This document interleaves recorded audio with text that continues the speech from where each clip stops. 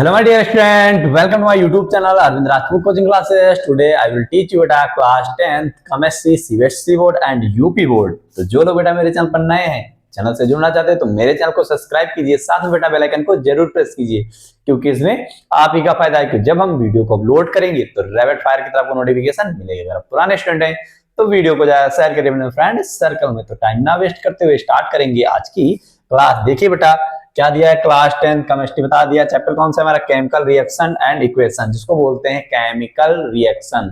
Chemical को रासायनिक अभिक्रिया, ठीक है, और समीकरण, ठीक है। केमिकल को बोलेंगे रासायनिक, रिएक्शन को बोलेंगे अभिक्रिया, एंड को बोलेंगे और इक्वेशन को बोलेंगे समीकरण, ठीक है, हिंदी में बोलते हैं। ओके बेटा, फिर मेरा नाम पड़ा Arvind Rajput coaching classes. Lecture number इसका तीसरा है, थर्ड है, यानी ये मेरा बेटा व्हाट्सएप नंबर दिया हुआ है। जिस बच्चे को व्हाट्सएप ग्रुप से मेरे जुड़ना चाहता है तो इस नंबर पे हमें कांटेक्ट कर सकता है। इसमें हम दोनों कंबाइन पढ़ाएंगे बेटा, सीबीएसई और यूपी बोर्ड, ठीक है। तो देखेंगे अगला लेक्चर, देखेंगे इसमें आज क्या पढ़ेंगे। आज ऊष्माक्षेपी अपक्रिया पढ़ेंगे, एक्सोथर्मिक जिसको बोलते हैं। देखिए क्या है बेटा आज जो हम पढ़ेंगे, देखिए क्या दिया है, एक्सोथर्मिक रिएक्शन जिसको बोलते हैं ऊष्माक्षेपी अपक्रिया, ऊष्माक्षेपी अपक्रिया, ठीक है। एक्सोथर्मिक कौन सी रिएक्शन जिसमें क्या होगी, एनर्जी इंक्रीज होगी, एनर्जी बढ़ती यानी उत्सर्जित होती है, हिंदी में बोलते तो। चलिए समझते हैं exothermic reaction in which heat energy is released. क्या होती है? रिलीज्ड होती है, इंक्रीज बोल दिए तो रिलीज्ड होती है, sorry, released are called exothermic reaction. Are called exothermic reaction यानी ऊष्माक्षेपी अपक्रिया वह अपक्रिया यानी वे अपक्रियाएं जिनमें ऊष्मा ऊर्जा के रूप में उत्सर्जित होती है। ऊष्मा किसके? ऊर्जा के रूप में उत्सर्जित होती है, यानी रिएक्शन करेंगे तो उसमें क्या निकलेगी? एनर्जी निकलेगी। एनर्जी क्या होगी? एनर्जी रिलीज्ड होगी। Energy is released are called exothermic reaction यानी ऊष्मा ऊर्जा के रूप में उत्सर्जित होती है। उन्हें ऊष्माक्षेपी अपक्रिया कहते हैं, यानी उन्हें क्या कहते हैं? Are called exothermic reaction. Example दिया है combustions of natural gas, combustions of natural gas. Combustion का मतलब होता है बेटा दहन, जिसको हिंदी में बोलेंगे प्राकृतिक गैस का दहन। तो देखिए मेथेन का दिया है CH4, मेथेन की ऑक्सीजन के साथ रिएक्शन कराएंगे। देखिए यहाँ पे एग्जांपल लिख देते हैं, ये मेथेन हो गया, CH4 इसकी किसके साथ? ऑक्सीजन के साथ। तो क्या बनेगा? कार्बन डाइऑक्साइड बनेगा और जल बनेगा। क्या बनेगा बेटा? जल बनेगा प्लस एनर्जी। क्या? एनर्जी। ओके बेटा, ऊर्जा को क्या बोलते हैं? एनर्जी बोलते हैं। ऊर्जा को क्या बोलेंगे? एनर्जी बोलेंगे। तो ये निकलेगी, इसका क्या हो जाएगा बेटा? एग्जांपल, यानी रिएक्शन करेंगे मेथेन का तो क्या बनेगा? इसके साथ रिएक्शन कराएं। अब हम क्या देखते हैं बेटा कि अगर इसको बैलेंस करना, उधर देखिए 2 ऑक्सीजन है तो यहाँ पर क्या लगा देंगे बेटा? 2 लगा देंगे। जब यहाँ पर हमने 2 लगा दिया, तो ऑक्सीजन कितने हो गए? 4 हो गए। तो 2 ऑक्सीजन यहाँ पे है ना बेटा, कितने हैं? 2 ऑक्सीजन, और यहाँ पे कितना है? 1 ऑक्सीजन है। तो ऑक्सीजन इधर कितने हो गए? 3। इधर हाइड्रोजन कितने हैं? देखिए हाइड्रोजन इधर 4 लिखे हुए हैं, तो यहाँ पर भी क्या लगा देंगे बेटा? 2 लगा देंगे, ठीक है। तो ऐसे ये हमारी बैलेंस्ड हो जाएगी, केमिकल बैलेंस इक्वेशन कहलाएगी। देखिए हाइड्रोजन इधर भी 4 हो गए, 4 हाइड्रोजन इधर, कार्बन 1 इधर है, कार्बन 1 इधर है, ऑक्सीजन 4 इधर है, 4 ऑक्सीजन इधर। तो ये हमारी बैलेंस्ड भी रिएक्शन हो गई, ठीक है। ऐसे बैलेंस की जाती है, बैलेंस करने के लिए हम बता चुके हैं इससे पहले, ठीक है बेटा। तो समझ में आ गया होगा। चलिए देखते हैं नेक्स्ट, आगे पढ़ते हैं। श्वसन एक ऊष्माक्षेपी अपक्रिया का अपक्रिया है। श्वसन कौन सी? श्वसन जिसको बोलते हैं respirations in an exothermic reaction. Okay बेटा, respirations is an exothermic reaction है। क्या इसमें बताया गया बेटा?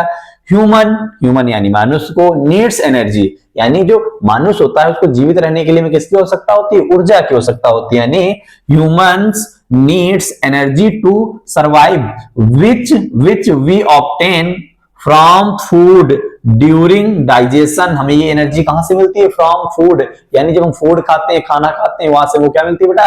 एनर्जी मिलती है from food during digestion. Food substance break यानी टूट जाता है, break down. For example rice, potatoes and bread contain carbohydrate. इससे क्या बनता है? कार्बोहाइड्रेट में टूट जाता है, ठीक है। Carbohydrates break down into glucose. जो कार्बोहाइड्रेट होता है किसमें? ग्लूकोज में टूटता है। This glucose when combined with oxygen in our body glucose क्या करता है? अपनी हमारी जो बॉडी होती है उसको कंबाइन करता है, क्या मिल जाता है उसके साथ में ना, combined with oxygen in our body में, और body cells provide us with energy, जो हमको क्या करेगा, एनर्जी प्रोवाइड करेगा। This reactions is called respirations. इस रिएक्शन को क्या कहते हैं, रिस्प्रेशंस कहते हैं। ठीक है बेटा, जिसको बोलते हैं श्वसन। क्या श्वसन है, उष्माक्षेपी क्रिया है, यानी मनुष्यों को जीवित रहने के लिए हमें ऊर्जा की आवश्यकता होती है। मनुष्य को जीवित रहने के लिए किसकी, हमें ऊर्जा की आवश्यकता होती है। या ऊर्जा हमें भोज से यानी भोजन से प्राप्त होती है। किससे बेटा प्राप्त होती है, भोजन से प्राप्त होती है। पाचन क्रिया के समय, यानी जब खाना पचता है, पाचन क्रिया के समय खाद्य पदार्थों में टूट जाती है, खाद्य पदार्थों में टूट जाती है। जैसे चावल, आलू तथा ब्रेड में कार्बोहाइड्रेट होता है। किसमें, अभी इसमें भी वही तो बेटा बताया था।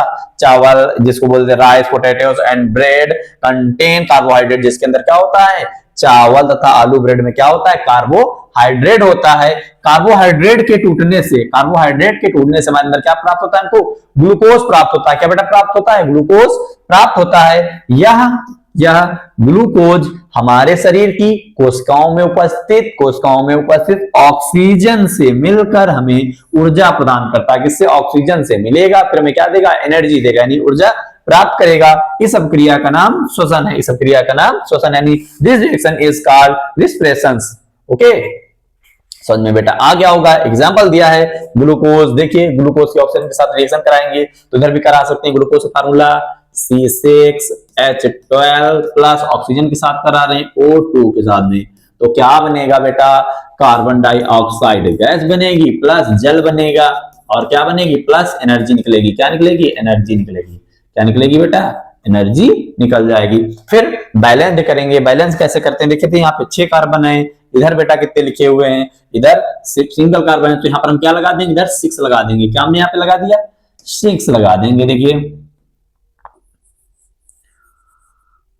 देखिए ये मार्क ऑफ रिएक्शन हो गया। यहाँ पे हमने क्या बनाया, CO2 बना दिया। क्या बनेगा, कार्बन डाइऑक्साइड बनेगा और जल बनेगा। ये 6 कार्बन 6 हो गए, इधर भी 6 हो गए, इधर हाइड्रोजन दिए हुए बेटा 12, ऑक्सीजन इधर कितने हो गए, ऑक्सीजन 12 हो गए। देखिए 6 2 जा कितने हो जाएंगे, 12 हो जाएंगे। देखिए दिख रहे हैं। अगर बैलेंस करना है तो बैलेंस करने के लिए बेटा क्या क्या करते हैं, इधर भी क्या करेंगे, 6 लगा देंगे। 6 लगाने से ऑक्सीजन हमारे कितने हो गए, 12 हो गए, ऑक्सीजन 12 हो गए। और देखते हैं 6 सॉरी ये फार्मूला तो बेटा गलत लिख दिया, सॉरी C6H12 O6 नहीं लिखा है, वो कार्बन डाइऑक्साइड के साथ रिएक्शन करा दी। देखिए चलिए फिर से लिख देते हैं, कोई बात नहीं बेटा, गलत हो गया तो फिर से लिख देंगे। C6 गलत, sorry C6H12 O6 plus oxygen O2 के साथ में रिएक्शन करानी है। ठीक है बेटा, तो क्या बनेगा, कार्बन डाइऑक्साइड गैस बनेगी और क्या बनेगा, जल बनेगा। क्या बनेगा बेटा, वाटर बनेगा प्लस एनर्जी। ओके, क्या बनेगी, एनर्जी बनेगी। अब बैलेंस कर लीजिए। बैलेंस करने के लिए भी हमने बताया कि क्या बताया बेटा, हमने देखा इधर क्या था, ऑक्सीजन यहाँ पे 6 थे, तो इधर भी हमने क्या लगा दिया था, 6 लगा दिया था। यहाँ पर क्या लगा दिए थे, 6 लगा दिए थे। फिर देखिए इधर ऑक्सीजन 12 हो गए, तो इधर भी क्या लगा देंगे बेटा, 6 लगा देंगे, तो यहाँ भी 12 हो गए। ठीक है, ये भी 12 हो गए, और एक ऑक्सीजन यहाँ पे।